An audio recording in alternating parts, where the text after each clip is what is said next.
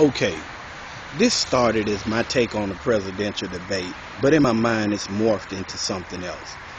Um, I really don't have a title for it. It's just me.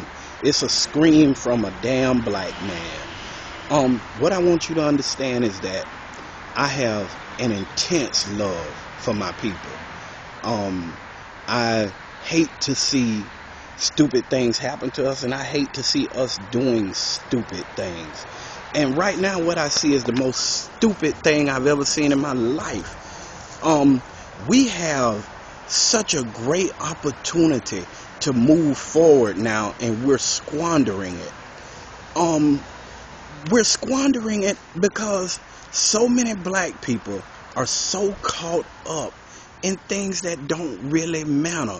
They're caught up in clothes, cars, shoes, um, and like our women, they're so caught up in getting their hair done, so caught up in what makeup they're wearing, what perfume they're wearing. I mean, it's just a whole list of problems. And right now, today, you still got young black men dying on these streets from ignorance. I mean, you have to realize who put the guns in our neighborhood. The white man put the guns in our neighborhood, because I don't know any black people that own weapons companies.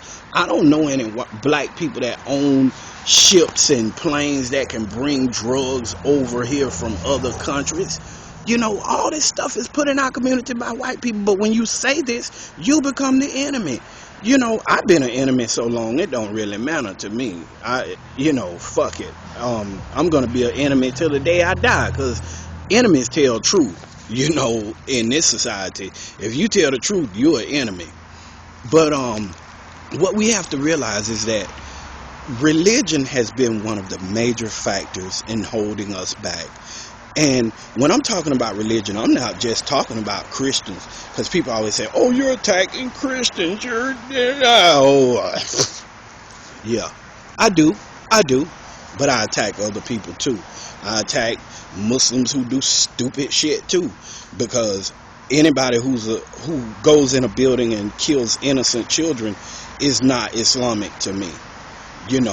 A gay man is not Islamic to me.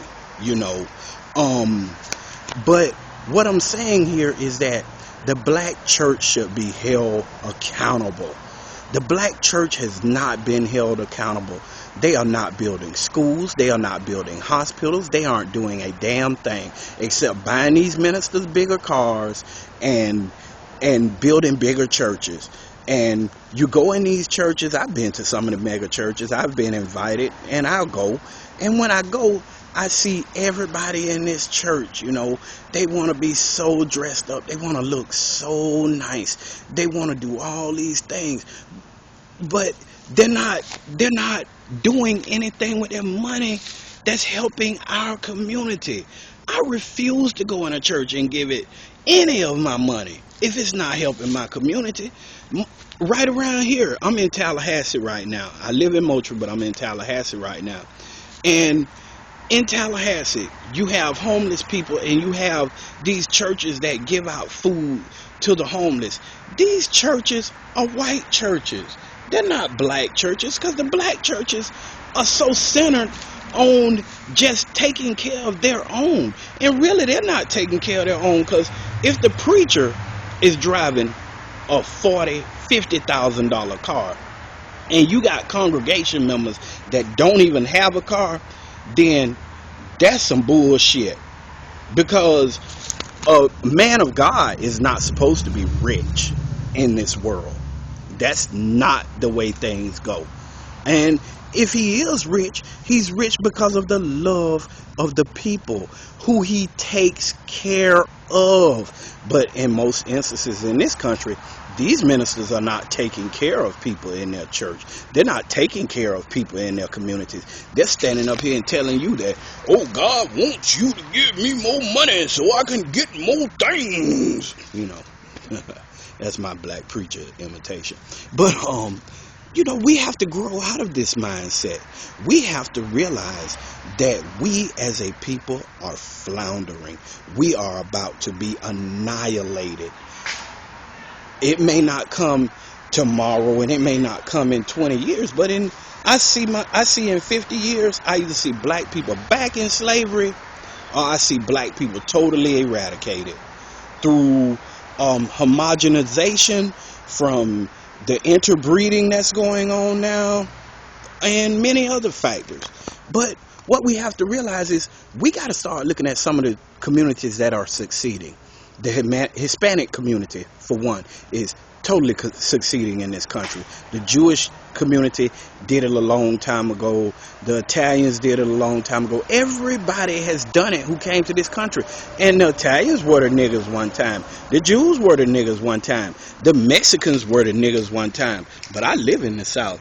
And in the South, what we have to realize is that these Mexicans come in, and it'll be 15 Mexicans living in a 1-bedroom apartment, and they will work and work and work, and pretty soon you'll see that they've bought their way out of that apartment, and they have a whole community. And the next thing you know, they're bringing more Mexicans over, and the community grows larger and larger and larger, and they have more and more things, and these things benefit them. We're not doing that. This is a sad situation. And I know I've said a lot of things here, and I mean, I want to keep breaking this down into separate videos because I don't want to try to say all this at once, but you got to realize we as a people, we are fucking up. Now, that's all I got to say today. But I'm going to keep recording these videos, and I'm going to keep bringing them to you raw. I mean, I'm doing this live and uncut. I'm not editing it. I'm not doing a thing to it. I'm just keeping it raw. So stay tuned, because there's more to come. Peace.